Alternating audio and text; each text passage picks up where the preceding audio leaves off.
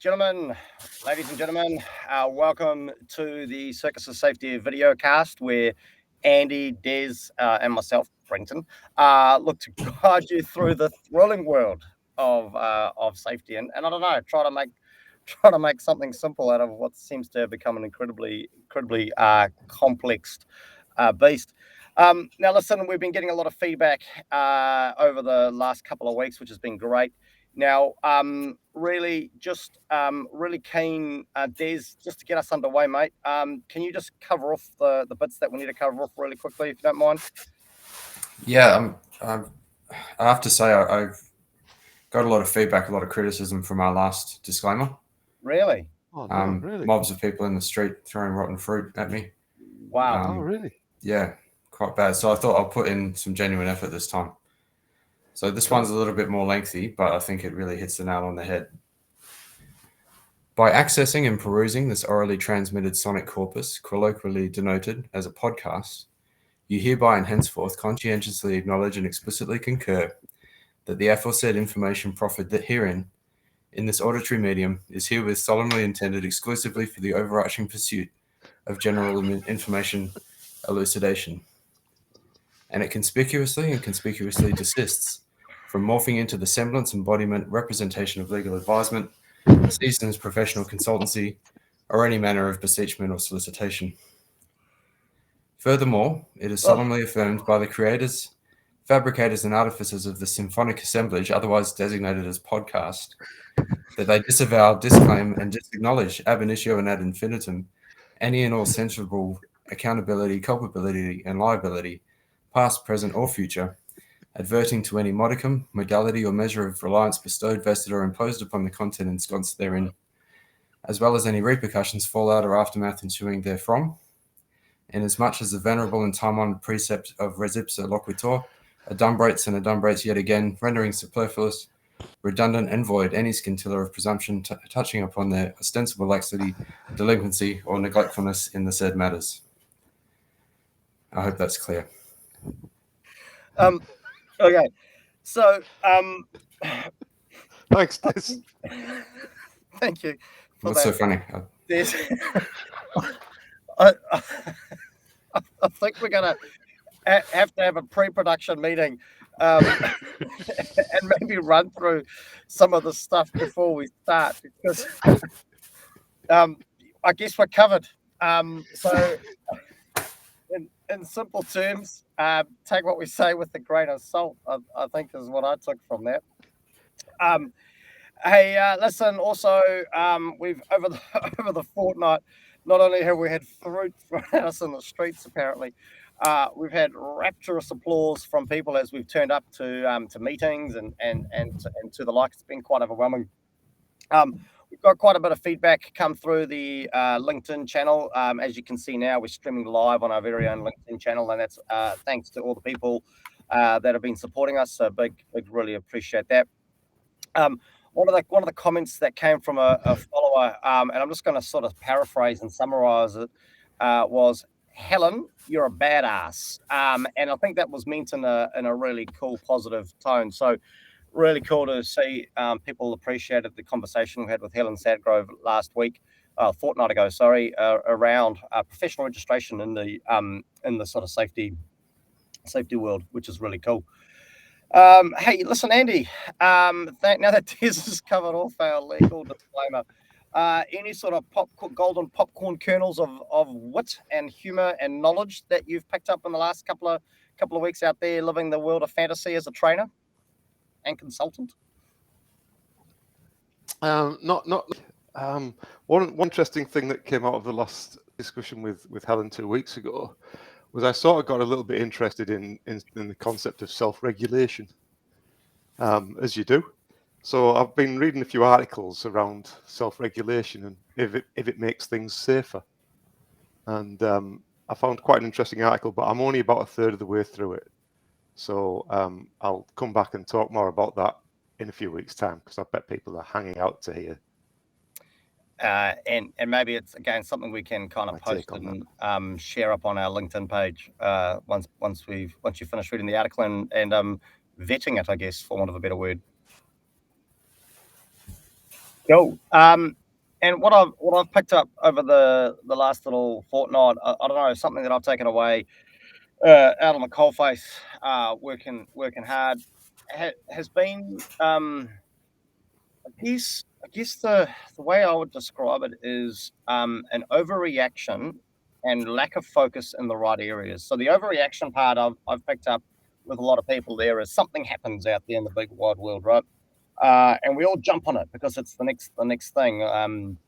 Obviously, those of us in New Zealand, we've had a few recent issues out there in the real world, and suddenly it's a big deal, right? And suddenly we should all drop everything, and suddenly we should all focus on this one particular thing. But then on the other hand, there's still some really important, really critical bits that we're not focusing on, and so we just got to be mindful about that balance, right? And I guess it's finding that balance between dealing with the new stuff that pops up, or risks, evolving risks in our businesses, but also maintaining the stuff that we should have focused on. So some sort of stuff that I've taken away from the last couple of weeks.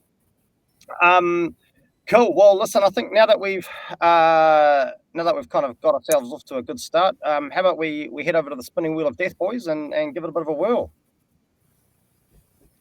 Let's do it. Let's do it. So here we go, bringing up the wheel.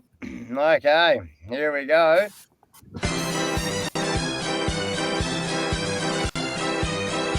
Oh. Well, we can't do that. That was bad. That's all. We'll have to spin the wheel again, boys. That's my fault. Sorry, I should have removed that one.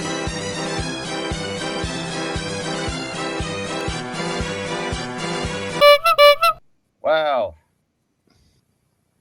Well, there we go. Qualifications in safety. That leads nicely from the last fortnight's topic, doesn't it? It does very, very much so, Des. Great call. So, hey, Des, listen, let's just start with you, mate. Initial thoughts, qualifications in the safety industry. Initial thoughts is that I think they're important. I think they run the risk of not being relevant to the industry.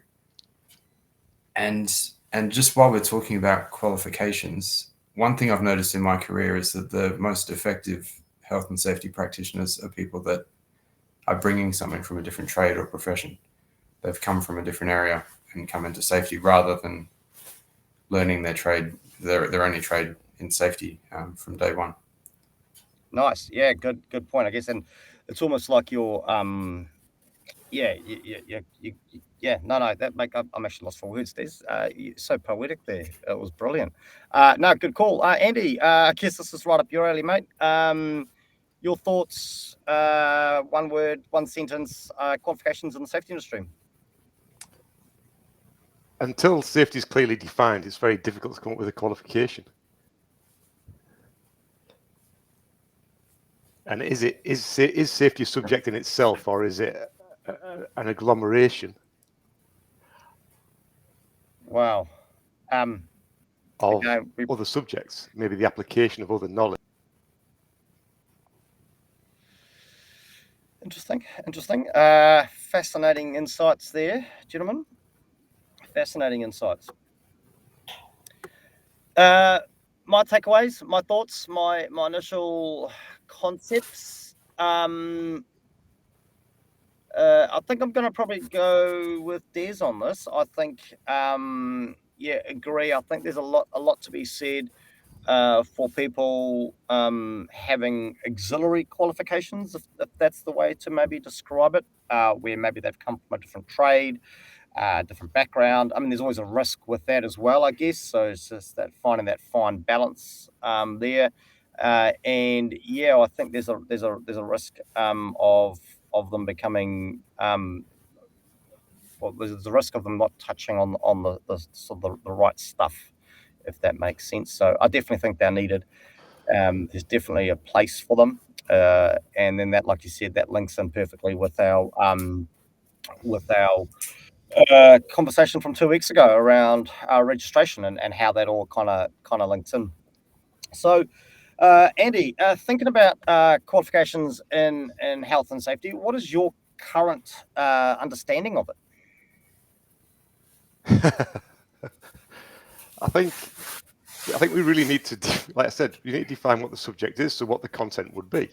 like the qualification is just a demonstration of a set amount of knowledge, right, in a certain field. And I don't think it's that clear what that knowledge should be. I mean, what should the key elements be of safety? And there's so many different ways that you can look at this. So I've done a bit of work in this field over the years and around in circles. If we think, just throw out there, let's just go around. Let's just throw out what would include. If we're going to say, let's build a safety qualification, what are the topics? So Brenton, what's topic number 1? What are we going to go with? Oh, I'm going to go engaging with people. Cool. Des? Law and legislation. Surprise, surprise. Okay, I'll take your law and legislation.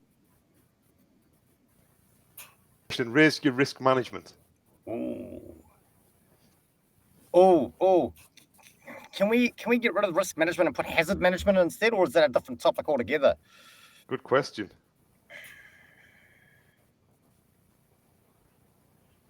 Back to you, Des. You're going to struggle now because you've done your law one. You've got you've agrees under risk or hazard management, which is identification, analysis, monitoring and review, control and mitigation, and monitoring and review. So that's hazard management systems. Yeah. Yeah, and we can keep going. We can keep going on. We can keep going on with this and start to develop this list. And this list becomes applications for New Zealand That's it, or NEBOSH International Certificate, for example. These sorts of things are captured in that. But engaging with people, is that really a safety skill?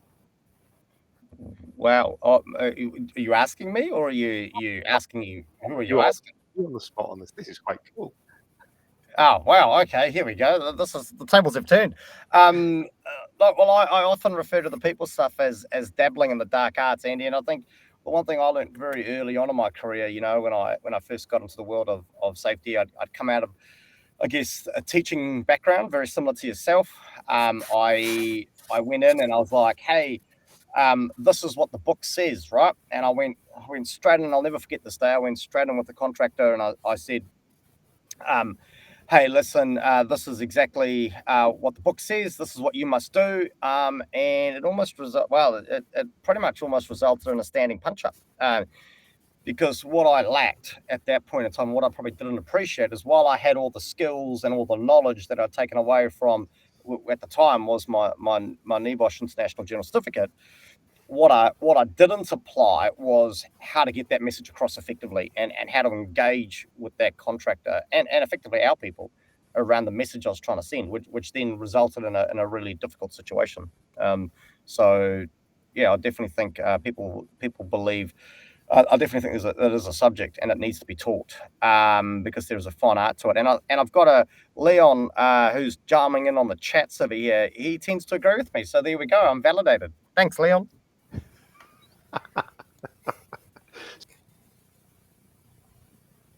So if we take it a step back then, so we think of what's a career in health safety. What subjects should they study at sixth form, seventh form, years whatever they're called here, 12 and 13? Where do you go with that, Des? Go on. Well, I can answer this with a personal anecdote. Beautiful. But I think that most of what I do is research, writing, and interacting with people. So I'd research what an appropriate answer might be. I would write that up in terms that are clear to whoever my audience is. And then I would also try and communicate that to my audience. So any subject that builds on those skills is going to contribute towards a better safety practitioner. And the personal anecdote. The personal anecdote is that when I applied for the master's program, which I ended up just coming out with a graduate diploma in safety, but I went into that with a law degree, having been admitted to the bar. And at that point, I was a safety manager for 3 years. And they had to have a long, hard think about whether they could accept me into the program because I didn't have a science-based degree. And in 13 years Wow. of safety practice, I've never done science at all as part of that role. And I know enough about it to know that it shouldn't be me doing it, and I would go and engage a professional scientist like an hygienist to do whatever I needed to do. So I find that my skills from law, people often say, why did you leave law and come into safety? Well, the skill set's almost identical. Your research, your writing, and you're conveying that message. Yeah, so I guess if you talk about research, would be where you're at. It's building evidence, building a case, finding evidence. Not being able to do it all, and this is what I find really interesting about. Because I've taught all of these different courses, and I still teach some of them, and they're all very different. And I've often wondered what are the key things that you need, but it varies within safety. So, to be a safety manager, you don't really need to know much about safety in my mind, but you need to know a lot about management. Because like you indicated there, Des, for the specifics, as a consultant, it's quite a different field. So this whole field of safety is very, very broad. And you could make a case that actually safety is the specialism itself, rather than safety is the subject itself. So safety is the application of all these other skills. And if that is, then maybe there shouldn't be a direct pathway into safety. Maybe you should do other things and then move into safety. And I think that's where what you were alluding to, Brenton, is that some of the most effective people have come into safety and they've found their skills incredibly useful. I certainly know that my education background is far more valuable than my master's degree in health and safety in the work that I do most of the time. Now we're just showing off, gentlemen, with all our qualifications. I don't Yeah, have any. You've got got an nothing. eBrush IGC, and it was a great success. They say I learn from the best. Now, Well. and I guess we're going around. So this is going to lead us into an interesting thing, and I think you're sort of. I'm going to kind of put something else out into the mix, and keen to get Des's thoughts on this. Then, in terms of qualifications relating to health and safety, Des, really interested in your thoughts around.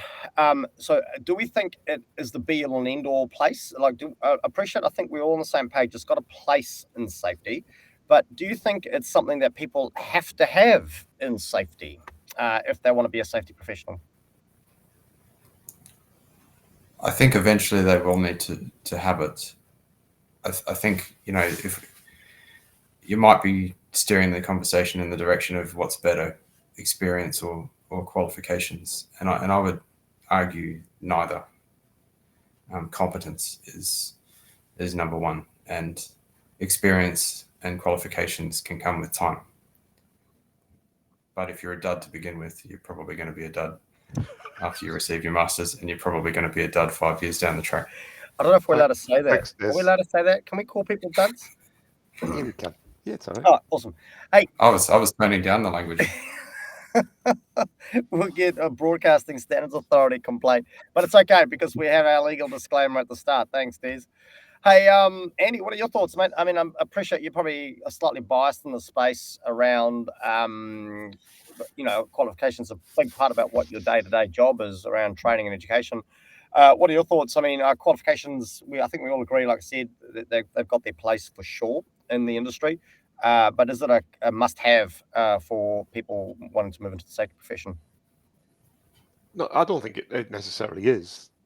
I think it's useful because it does give some indication of competence or capability at a certain point in time. And that's why I think that's the whole purpose of qualifications, is to say that this person has understood this at some point in their lives, or can apply this at some point in their lives. And I think the qualification has got to be suitable for the purpose. It's got to show competence in what that person is going to be doing. And I think that's where it becomes a little bit problematic with safety. And at the moment, I teach the level 6 diploma at EMA, and it's a New Zealand diploma in health and safety management. So it's very much a management focus. So you could actually, and this is what I've always battled with, is you could actually do that qualification, come out with that qualification, and not know what a decibel is.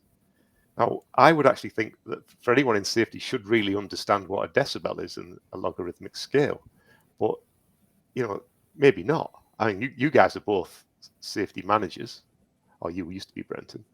How important is it that you understand what a decibel is? Again, is that a question you're throwing out to the audience? I mean, my thoughts are, you need to have, I guess if you got to have a basic understanding, right? You got to have some knowledge of. If somebody says to you, "Oh, hey, Brenton, I've got," and they start throwing the words out there like decibel, my expectation would be that somebody at a management level should at least understand roughly what they're talking about. Maybe not necessarily know the specifics around it. Maybe not necessarily know the science, as we alluded to earlier, around how they calculate it or how they're measured, but enough to go, well, oh, okay, that's a noise related thing, and I need to get myself a specialist involved to potentially do a noise assessment. If that's the case, I don't necessarily need to know how to do that noise assessment.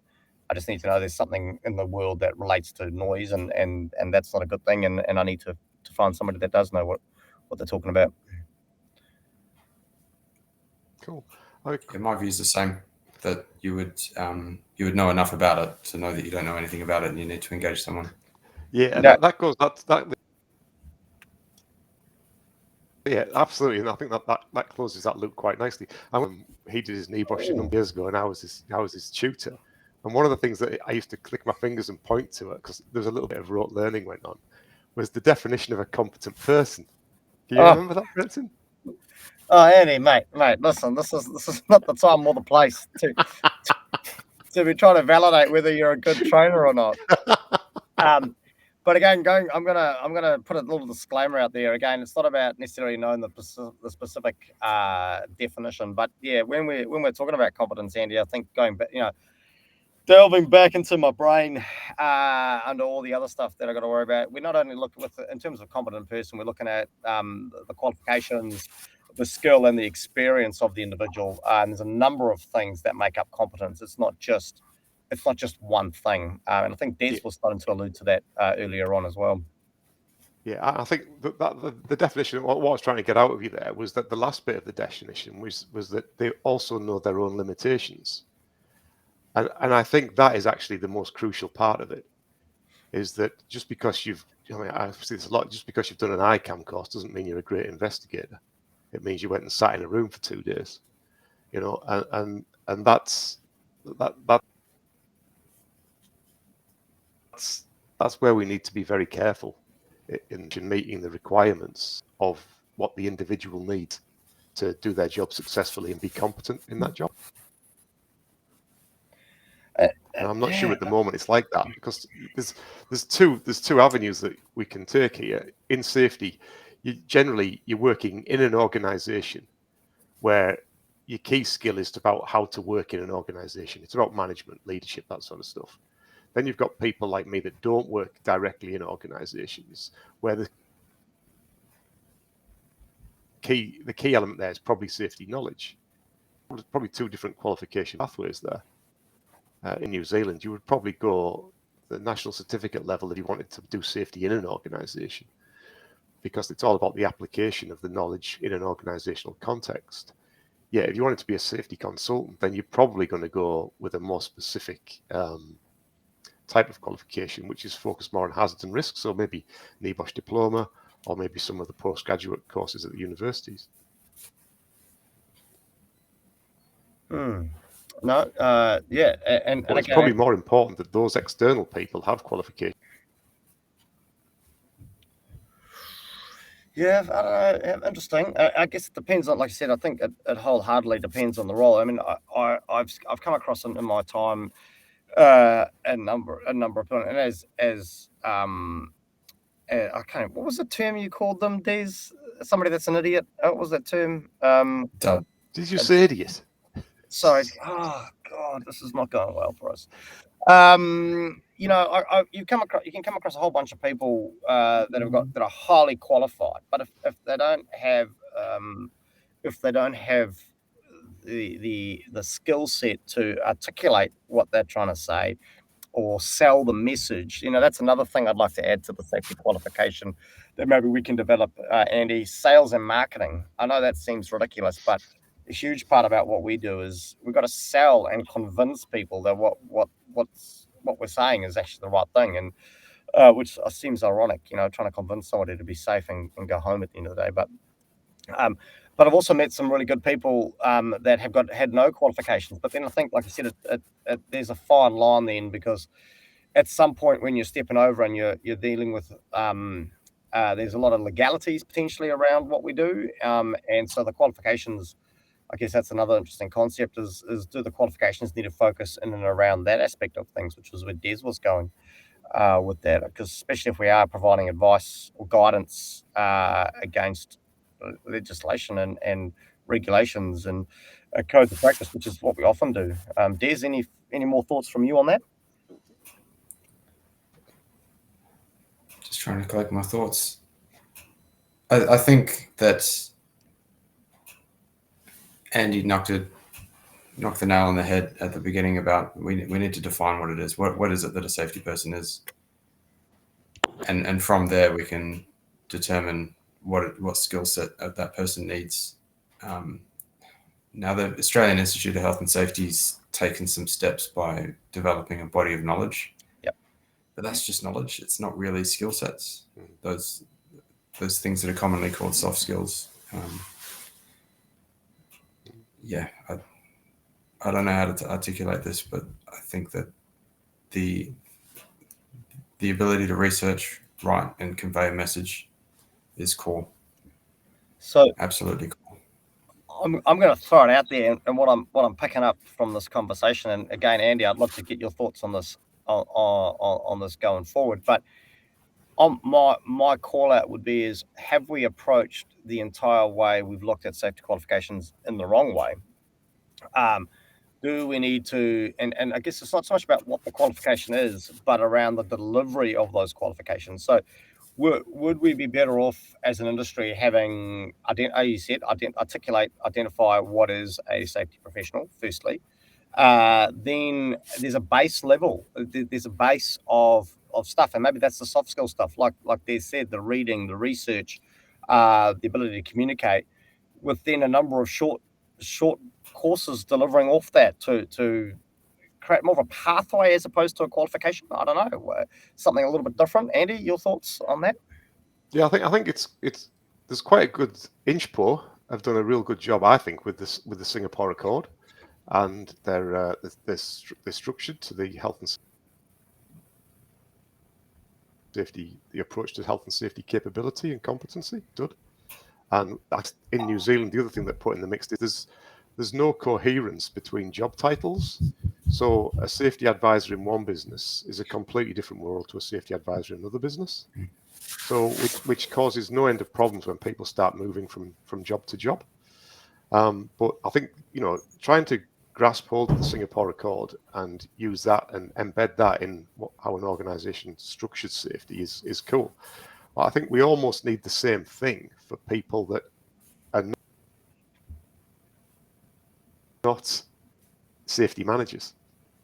Skills for consultants, but then you get that real murky space of is it a specialist that then is it a subject matter expert that then specializes in safety? So like, I'm an educator primarily, but I basically teach safety.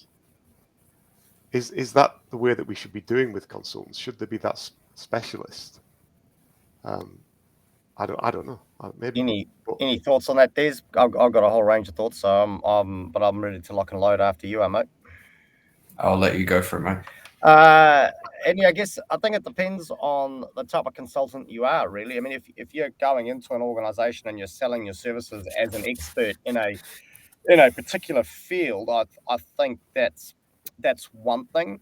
If you are, again, a consultant going in to support an organization that doesn't necessarily need or warrant or can justify a full-time safety resource, then you're almost going in as it's a different set of skills. Again, you've got to have the same skills that we alluded to, the base skills around, the general knowledge, maybe not necessarily understanding the intricacies of decibels, but understanding that there is a thing about around noise, and that you need to get somebody in and you'd guide that business down that pathway. So I think it really much depends on on the consultants that you are and the services that you're offering. It will depend on and I got to, does this then link back to what we were talking about 2 weeks ago with Helen, where we were talking about the Hazan's register and how we explain to people what we do and how we do it, because like you've identified, there's in-house safety people, for want of a better term, and then there's consultants,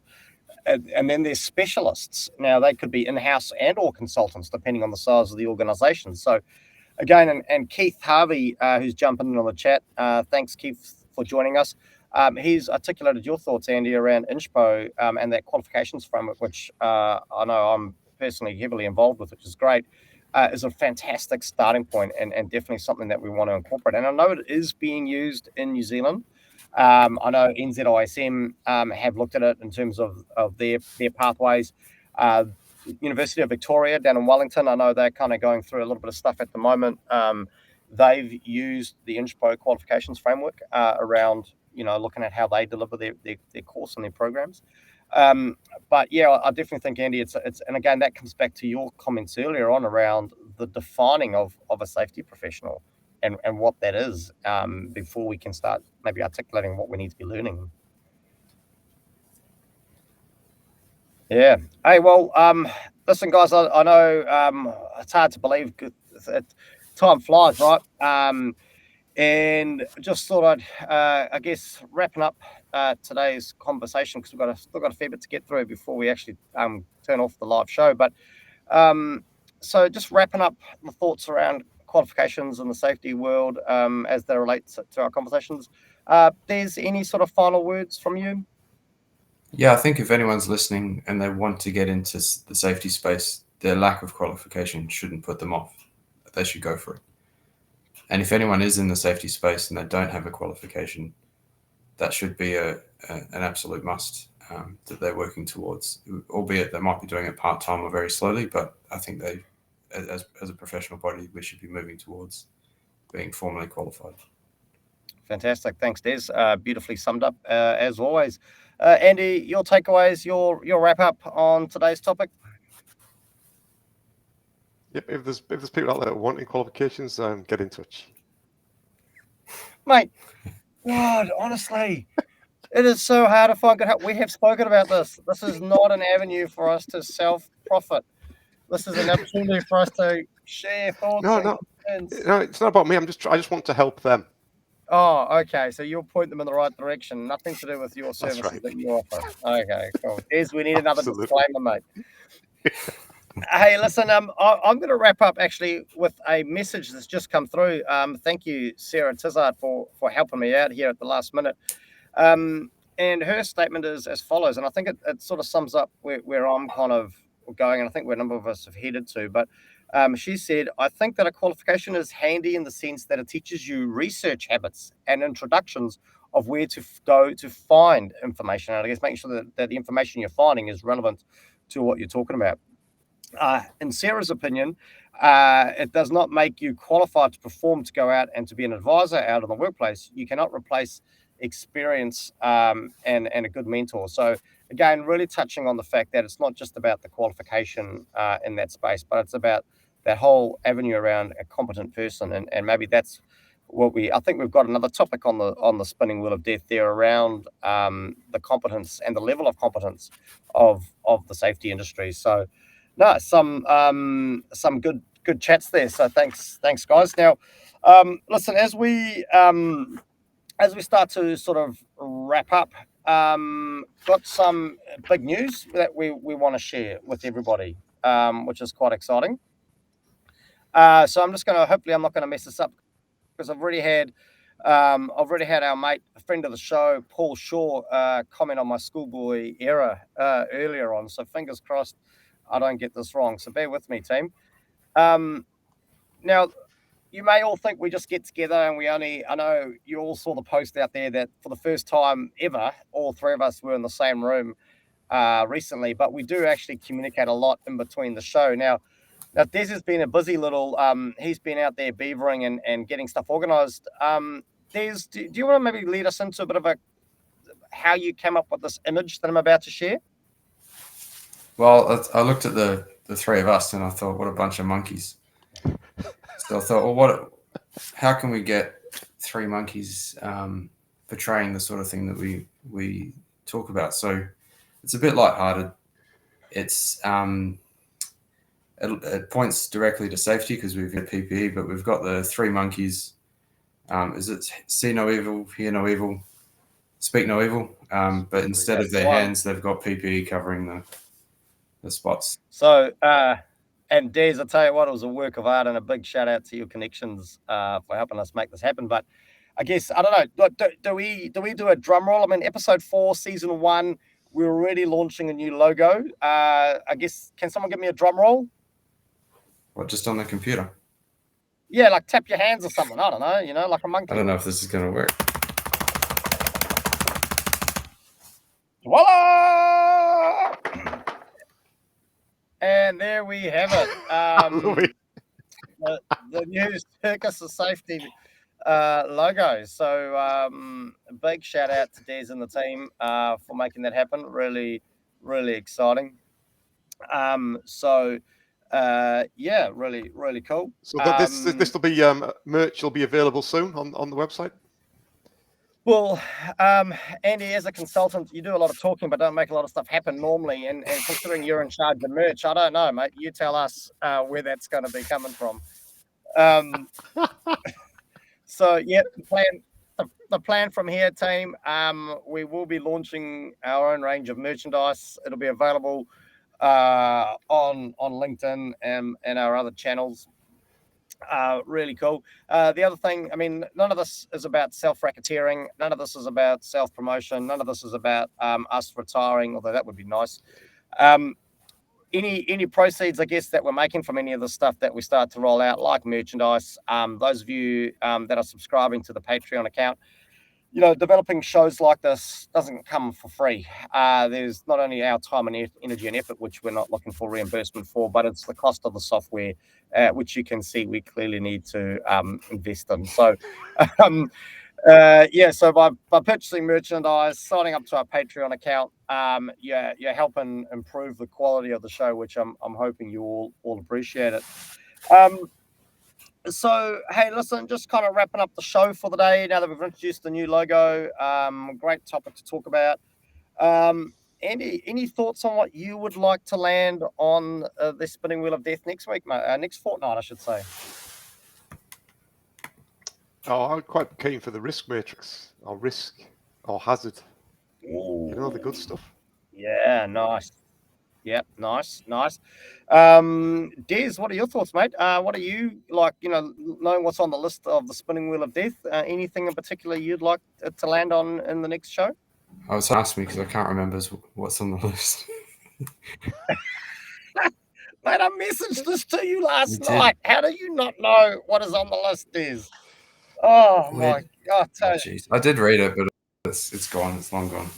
There is one. I think we talked about safety clutter. I remember seeing that on there, and that's something that I'd like to talk about because there's been a development in the last fortnight in that space, which I think is quite significant. Wow. You can't just leave it there. No, I'm totally going to leave it there. Wow, this is. Tune in again in 2 weeks' time. Wow. Yeah. Wow, that's awesome. By which point I would have forgotten about that as well. Oh no! Well, this is recorded, Des. You ain't gonna forget about it. It's recorded on the internet, mate. Yeah. Listen, I'm gonna crack on. I'm hoping my dreams for the future. Zero harm is one of the topics on there. I'm really excited about it landing on that if we could. It would be awesome. Now, listen, hey, we're real people. Des, you got anything exciting coming up in the next fortnight, mate, that we should know about? Well, I've got something exciting happening now. I'm on holiday. I can't for the life of me remember the name of the town. I'll quickly look it up, but I'm definitely going to mispronounce it. It is Ohakuni. It's where Ohakuni. In the center of the North Island, where the mountain is. Big carrot. Big Carrot, that's the one.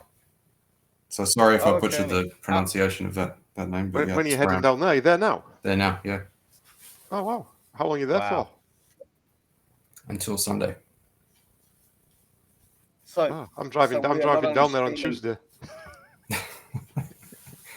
I'd avoid him like the plague, Des.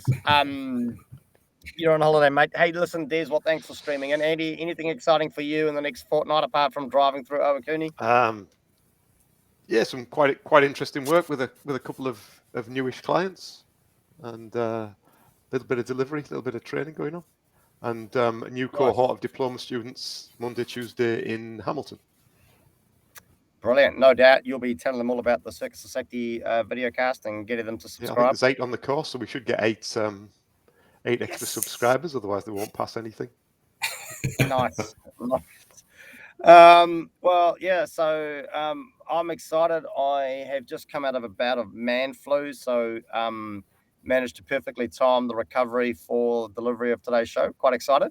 And big event this weekend. Well, a couple of big things on. I've been struggling through the UCI BMX World Champs, which have been streaming out of Scotland, which is fantastic, but also midwinter Christmas party this weekend. So that's going to be a bit debaucherous, no doubt. But quite excited about that. Yeah, and listen, a big shout out to all of our people that have been chiming in. We've had Paul Shaw, Sarah Tizard, Keith Harvey, and Leon Moritz jumping in on the conversation today. So big shout out to all of you and to the rest of you that no doubt will be watching this later on. So until the next show in a fortnight's time, we'll I guess we'll all catch you out there, and main thing is have fun, yeah. And see you then, boys. Take care. Thanks, guys. Thanks. Yeah.